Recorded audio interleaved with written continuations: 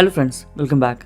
In this video, I'm going to show you how you can use your database migration using the model first approach, which means you can incrementally update your database based on the enhancement that you do. I'm going to take the existing expense tracker web API concepts and then enhance the database as the requirement has come in. So this video is going to be very useful and interesting from start to end, so don't miss to watch. Come, let's get started.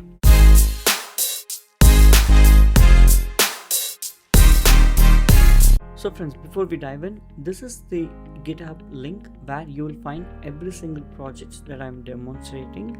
So feel free to go through and browse whichever project you like. For this specific video, I will post the exact link of the repository in the video description itself. If you would like to follow me on LinkedIn, Instagram, Twitter and GitHub, these are the links that you can click and follow me. I will be more than happy to collaborate with you, so don't forget to follow me. Now let's dive into the video. So last week I released a .NET Core Web API crash course, which I took the expense tracker as the web application, right? That's the application that I took. And I also mentioned that this is a very simple basic application that we will start with, but as we progress, we will mimic in a real-time environment that some requirement is coming, we are enhancing the database, we will do a lot of stuff as we progress, right? So that's what I meant and I started, and that is the web API that you're seeing on my screen. So if you have not seen, please go and take a look at this video. Alright, so now in this video, what I showed is database first approach. Most of the companies in the real time these days, database is what is already they have. So they will most likely go towards the database first approach. What does it mean? You take the existing database, convert that into the models based on the database schema, and then you do the same thing as and when you update the database, right? So from database to model, that is called database approach. What is called model first approach? You do all of this stuff that you're trying to do in the database in your .NET Poco class, like the model class, and then you migrate that into the database as you progress to each environment without affecting the existing tables. Now, one of the user was keen on this particular model first approach and looks like he was disappointed seeing the database first approach. So for him, this was specially made. So in this video, what I'm going to do is I'm going to a little bit explain of what we did, and I'm going to explain a new requirement for the same application and see how we are going to tackle that. Now, those who have not seen, go to this URL github.com/learnsmartcoding, and if you go into the repository, we are referring to the expense tracker web API. Alright, so get that code and I'm going to explain from there. Let's open up what we already have. So this is the database that we already have. We have like very simple, plain, couple of tables, like 6 entities. That's it. So what today we have, as a user, you can enter your expense into tables, and then that will also have some categories, some expense details, credit card information, all of those things. Let's imagine I go to a shop, I buy one item. Great. The current database schema supports that. But if I go to a shop, I buy 10 items or more than one items, and then all together is combined as one bill. Is that supporting in my current database schema? Not really, not 100%. Because expense table, what you will do is you will have to enter each item. But the total is not going to be on one single record, right? It's going to be like multiple things. You are splitting your bill into multiple records and putting. So what I'm going to design in this video is I wanted to support a single bill containing multiple items, right? I go to Walmart, I go to Costco, or in India you go to DMart, you go to More, you go to any of this big store, grocery store or any store. You buy a lot of items. They're all combined into one bill and then you pay the whole bill, right? That is what our requirement is. Now, not only that. Okay, so in order to satisfy that, what I want is I want something to hold the itemized thing. So hear me out fully. First of all, I'm going to show you how the SQL will look like, but I'm not going to run those things. but we will eventually use the model first approach to bring the exact SQL into this picture. Okay, so we have currently expense. All what I'm going to do is I'm going to add something called expense item. The difference between this table and expenses, the expense table is the parent table. I'm going to add a child table called expense item, wherein the expense ID, which is the primary key of this expense, will become a foreign key in this table, because for a single bill you can have itemized content here. That is the whole idea. If you have just only one item, either you put it here or put it here and a child item. Okay, so expense item is the child table will have itemized bills. Okay, now that requirement is good. There is another requirement.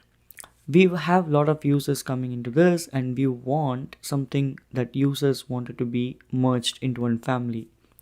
Today we have a table called family table, but there is no way that we can do this via UI or automate to combine some user into a family, right? So how do we do that? I have a couple more tables that I brought up. I'm going to explain all of those tables. Okay, so let's remove this. Okay, so I bought a table called family member request. This table will hold a request details from the user who's asking to merge that account into another account, meaning husband wife comes, husband sends an request in the port in the application that this is my family email ID, which is her wife ID, and then please merge these two into a family. In order to support that, I added this table.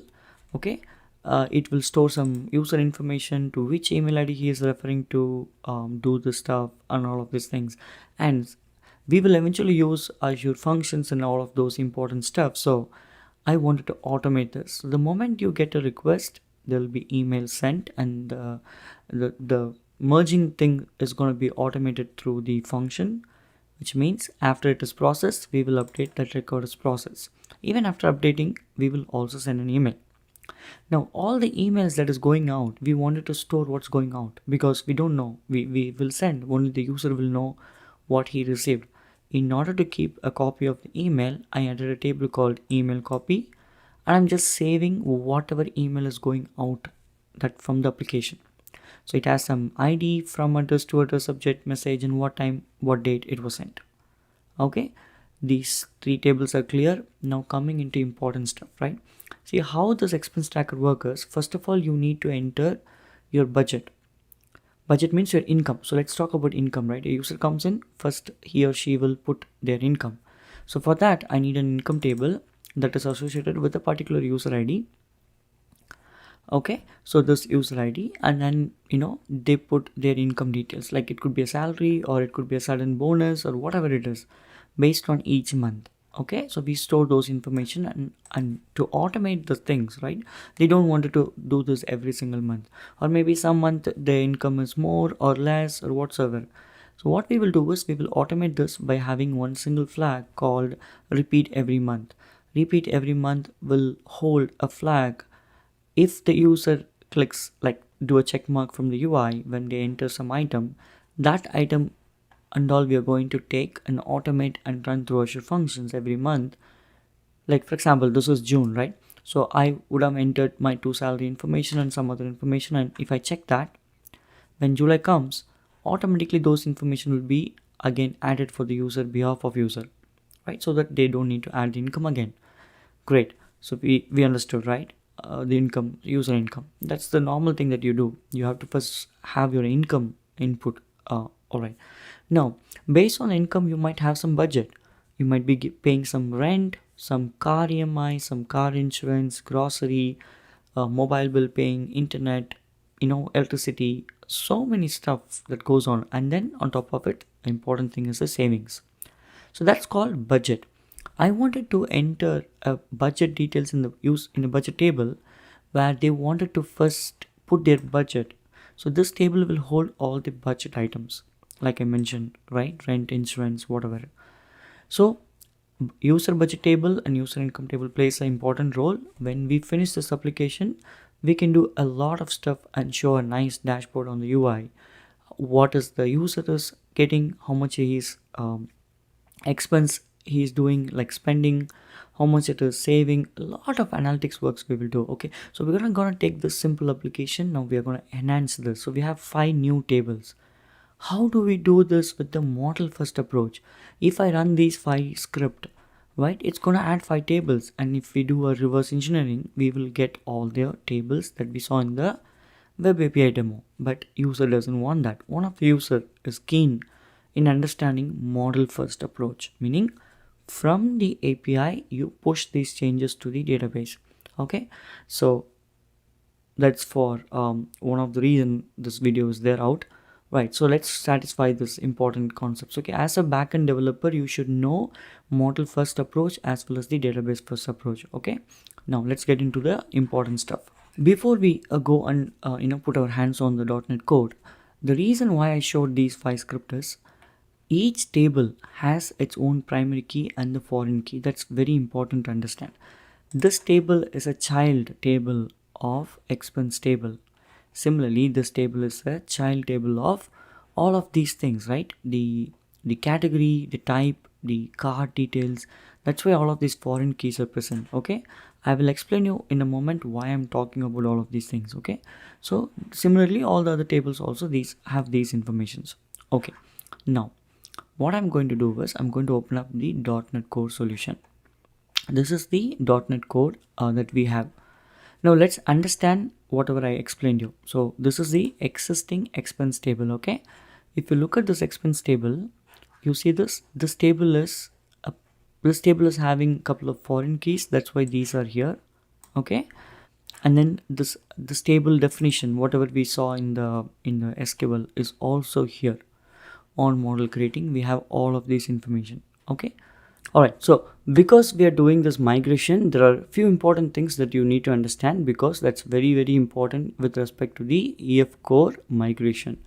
All right, so now the first thing, see, under the core we have this context, right? Under the context only all of this stuff is there. So what I'm going to do is I'm going to open up that location in the command prompt. After that, if you look at this command .NET EF migrations, and there will be a set of migrations available. See, you can add a migration, bundle, list, remove, script. You can generate the script based on the migration as well. So these things are available. Now here's the idea. What we will do first is, first we need to do a migration of the existing thing, so that entity framework knows that the initial database schema is done with the migration. Okay, so in order to do migration, what I'm going to do is .NET EF migration add, give a name. The name that we can give is, so I'm going to give a name called initial schema. Okay, so if you enter this, ideally the migration should be added, but there will be error, and I'll explain you what is the error, how you can fix the error. So if I do this, it will try to build the project and it will apply the schema and you get an error.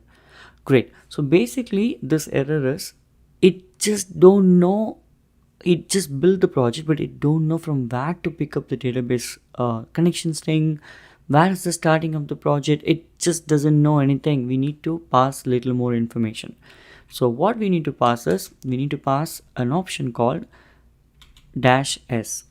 -s stands for source, followed by // why // basically we need to go and specify where is the startup project. Here the startup project is this one, expense tracker.web. Under that expense tracker.web project, there is a project here. So let's go and explore that. So I'm going to go back to, so I'm going to go back here. All I'm explaining is, under here you see this, under the web there is a project like this. So all what you have to do is take this, come here, I'm just formatting this, right? So copy this. Now I will explain one more time why 2 dots. We are inside this folder. 1 dot will make us come outside, and then we're going to go inside this. Okay, so all you have to do is you need to specify that. So // and then I'm going to paste it. Okay, now if you do, this knows where is the startup class and which project is the the startup project. Basically that is what we are telling. This is what the startup project is. So do it. See, now it is able to find, and it did everything. So let's see what it did. Okay, it added the migration based on the existing content.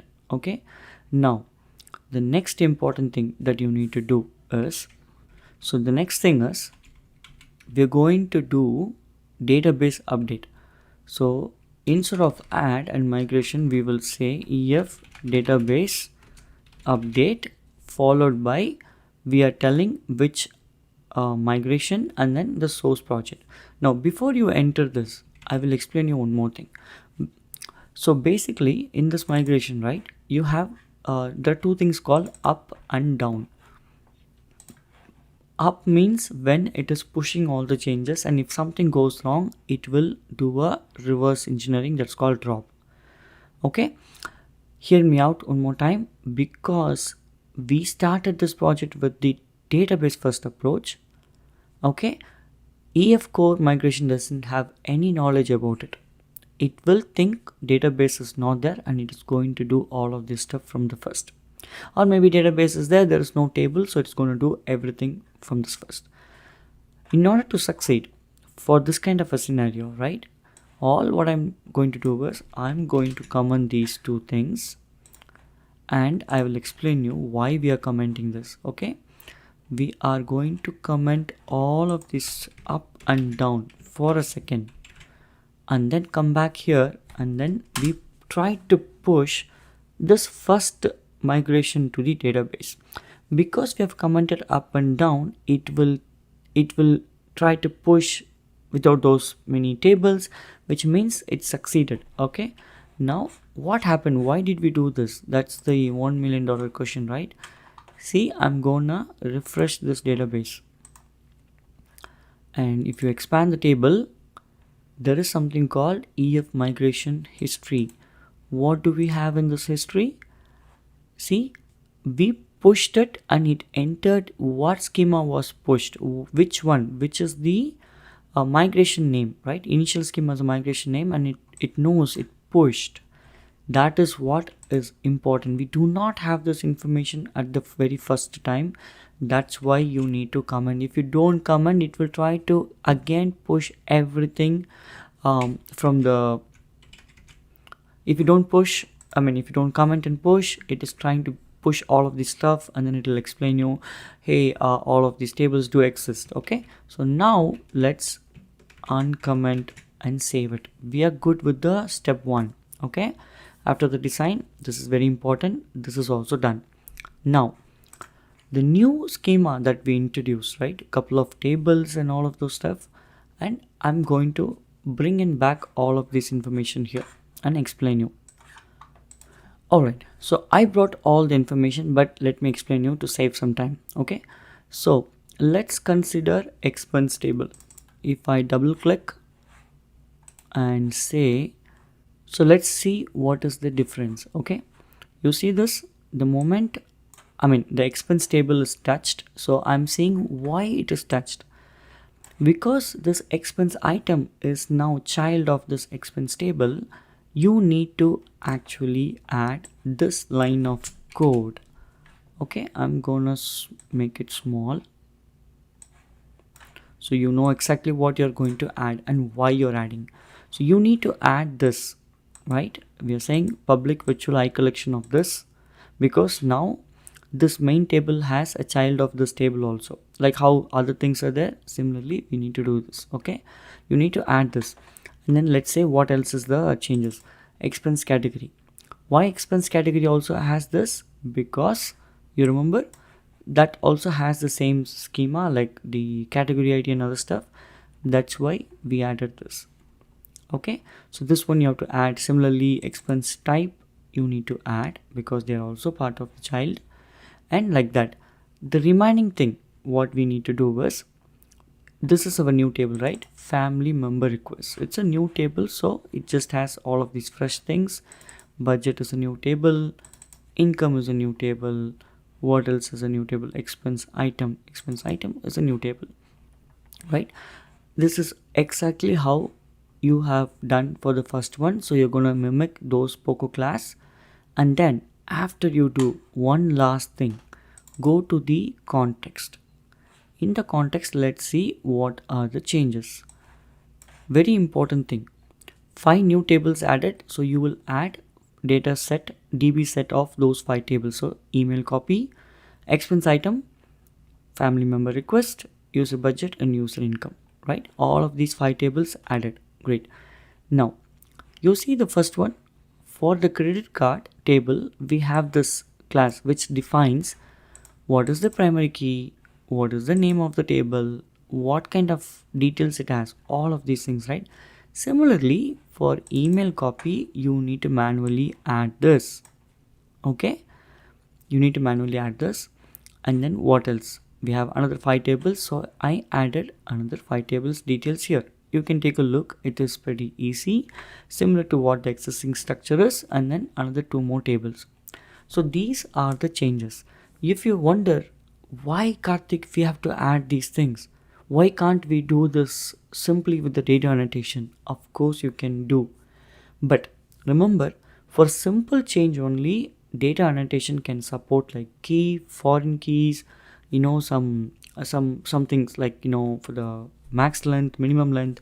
But for the complex structure, right, the only way to define the tables is under the model creation, and where you define all of these things. All right, so we added all the 5 table stuff here, right? And we want these things to be created as a table in the database. Okay, now let's do that pretty quick. So I'm going to add a migration again, but this time it's going to be a different name, and I'm going to say added new tables. So .NET EF migration, add new migration name, and then build. Now what will happen? Based on the new changes that we did, it's going to create a new migration script that will hold only the new changes that came. Let's take a look. So if I go here, you see there are 2 migration added. The second migration will hold only those 5 tables. It will not hold anything else, and this is based on the configuration that we just did. Okay, remember, I uncommented this both up and down this time. I'm not commenting this. Okay, that's only for the first time. You don't need to do every single time. Here's the trick. Here's the next thing, right? We are going to update the database only for the second one. So .NET EF database update, added new tables. This is the name of our second migration. I'm going to enter, and when this is making, let's open this. I'm gonna refresh.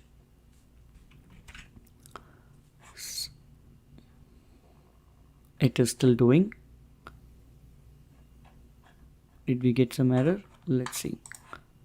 Alright, the first time it got timed out, but the second time you see this, it all successfully done. Okay, so now if I minimize this and go to my SQL database and expand this, refresh, go to tables, and I'm going to also execute this. Alright, you see this? We have successfully added the second one. Okay, second one is also done, and then we can see all the new tables automatically came, all the keys and everything will be here. Okay, this is what we want, and this is how you do a model first approach. Even though we started with database first approach, now we also know how we can change this into a model first approach. So let's summarize what we did. We first designed, or we first got to know what kind of tables we want, what are their structure, how they are related to each other tables. Based on that fact, we came back to the .NET Core. We first did the first migration, commented out the up and down, and then we pushed the first migration, which eventually got our first record. That's the important part. Second, We made all the Poker class changes and including the on model changes. Then we created the second migration script, pushed the database using the .NET EF database update command, and we were able to push the new changes, and our database has been now enhanced. So this is how in a real time a simple application will eventually grow as and when the new requirement comes. So we got a new requirement of all of those things, and then we have implemented the budget, email, family merging stuff, and a lot of stuff, right? So we have done that, itemized expense and all of these things. I hope you enjoyed this video. You learned something new in this. We know both database first and the model first approach. If you have not seen this web API, go and watch that crash course, and this will be the following up on that. Now, based on this, I'm going to now kickstart with the UI development work. Alright, so now based on this, I'm going to release the next video where we will apply the new controllers and new action methods for these new tables that we got in. Okay, so in that one, I will show you how the validations are coming into picture, how we are going to make our API robust. Okay, that is our next video. So stay tuned. If you like this video, do subscribe to my channel, give your wonderful comments in the comment section, share this with your friends, spread the word about this channel, and I will see you in the next video, guys. Bye bye. Thanks for watching. If you found this video helpful, please give it a thumbs up and subscribe to our channel for more tech tutorials. And don't forget to hit the bell icon to get notified when we post new videos. If you have any questions or suggestions, leave them in the comments below. Happy coding!